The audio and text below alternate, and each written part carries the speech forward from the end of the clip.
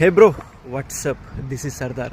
Bro, నాకు తెలిసిన కొంచెం నాలెడ్జ్, నాకు తెలిసిన కొంచెం విఘ్నత ఏంటి అంటే, తక్కువ స్టేటస్లో ఉన్న వాళ్ళని తక్కువ చేసి మాట్లాడడం, తక్కువ చేసి చూడడం అదో పెద్ద నేరం అని నేను భావిస్తాను.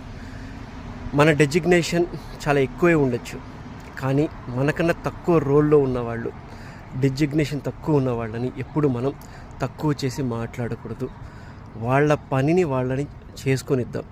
పాపం ఊడ్చుకునేవాడు, చెత్తేరుకునేవాడు, వాడి పని వాడు చేసుకుంటున్నాడు, అది వాడి పని.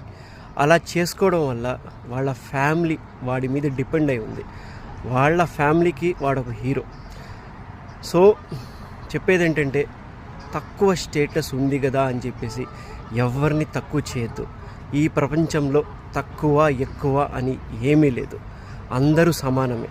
హ్యుమానిటీ చాలా ఇంపార్టెంట్. ఫస్ట్ హ్యుమానిటీ, దాని తర్వాత ఏదైనా సరే మానవత్వం. ఎవడి కర్మ వాడిది, ఎవడి తలరాత వాడిది. వాడు కావాలని చెప్పేసి తక్కువ స్టేటస్లో పుట్టలేదు, మనం ఎక్కువ స్టేటస్లో పుట్టలేదు. సో ఎవరిని ఎప్పుడు తక్కువ చేసి మాట్లాడద్దు. అందరినీ రెస్పెక్ట్ చేద్దాం, ప్రేమిద్దాం.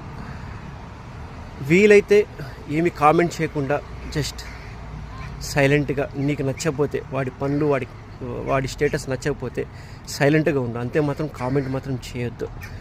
బ్రో, ముఖేష్ అంబానీ గొప్పోడైతే వాడికన్నా గొప్పోడు ఇలాన్ మాస్క్ గొప్పోడైతే వాడికన్నా గొప్పోడు ట్రంప్.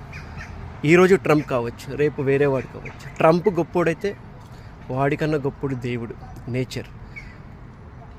మనల్ని తల తన్నేవాడు ఎవడో ఒకడు ఉంటాడు బ్రో. సో అందరూ సమానమే. డోంట్ కంపేర్ యువేషన్ విత్ అదర్ ప్రొఫెషన్. వేరే వాడు ఎటువంటి తక్కువ స్టేటస్లో ఉన్నా వాళ్ళని ప్రేమిద్దాం, ఆప్యాయంగా మాట్లాడదాం, గౌరవిద్దాం.